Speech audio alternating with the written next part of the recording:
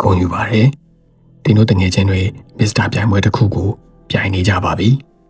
ပြိုင်ပွဲဝင်နေတဲ့မှာပါနေတဲ့တင်တငယ်ချင်းတွေကိုမန်ရှင်းခေါ်ပြီးအတူပြိုင်ပါလိုက်နိုင်ရမယ့်စီကံတွေကနံပါတ်5ကိုမဖြစ်မနေလိုက်နာပါ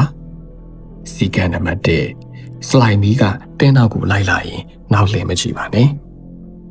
စီကံနံပါတ်2တင်တို့နားတဲ့လက်ခုပ်တန်ကြားပြီးပင်ဘယ်သူမှလက်ခုပ်မတီးဘူးဆိုရင်မပြုံးပါနဲ့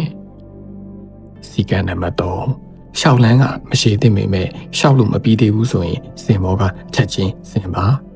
စီကံနံပါတ်4ဒိုင်လူကြီးတွေကတယောက်ကမျက်တောင်မခံရင်မျက်နှာလွှဲနေပါ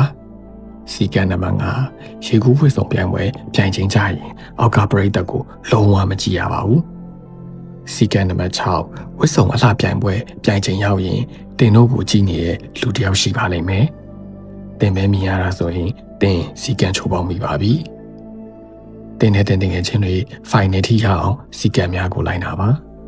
ပြန်ကောင်းပါစေ